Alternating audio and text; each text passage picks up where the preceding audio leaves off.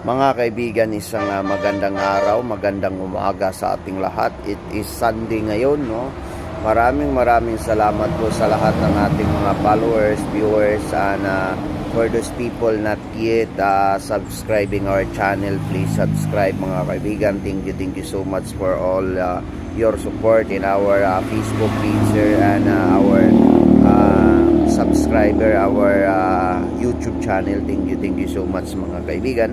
We are talking today about our history or sa ating kasaysayan mga kaibigan before the colonizer came to the Philippines na Philippines ho ngayon, no?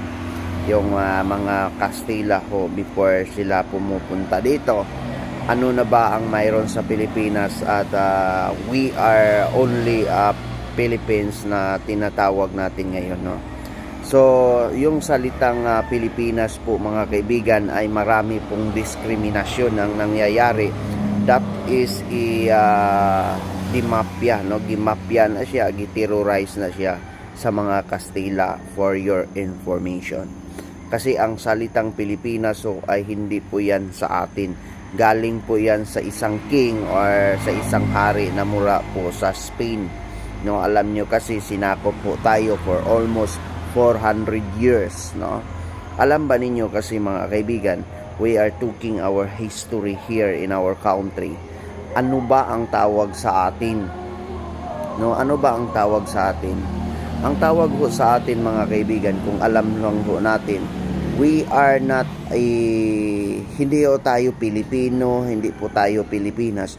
We are in the Oferian. We are in the Ofer. No, Ofer po ang tawag sa atin. That's why yung si Antonio Figapita mga kaibigan sa librong kanyang sinusulat ho, andun ho matatagpuan lahat ang kasaysayan sa buong Pilipinas. At ano ba yung nasisibilize na ba ang Pilipinas before the Castilla na pumupunta dito, before nakaabot po sila dito? Ano po ang kanilang ginagamit sa pagsakop dito sa atin? Ang ginagamit po nila ay yung Kristyanismo. Alam nyo kasi, the Christianisms in order for us to colonize here in the country. Tayo po ay mga Maharlika at the same time, we are Oferian. Ang tawag po sa atin ay mga Oferian ho, mga kaibigan. We found in the Bible na tawag ho sa atin is Ofer. Meaning mayaman ho tayo sa ginto, mayaman ho tayo sa lahat ng mga minerals dito sa Pilipinas ngayon. Yung salitang Pilipinas ay galing po yan kay King Philip. So, the most terrorist person or personality is King Philip, no? Or the Spain itself. Alam nyo kasi mga kaibigan, ganito yan. Mayroon na ho tayo dito. We are civilized na ho, no? Before pa sila pumupunta dito.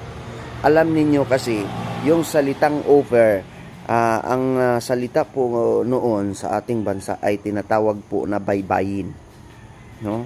Baybayin po ang salita natin dito. Kaya, nung pagpunta ni Magellan dito, in order for us to be a colonized, na ma-under po tayo sa kanila, ginagamit po nila yung mga dato natin dito. Kaya, ang ginagamit nila na mga salita ay yung original na salita ho natin na baybayin.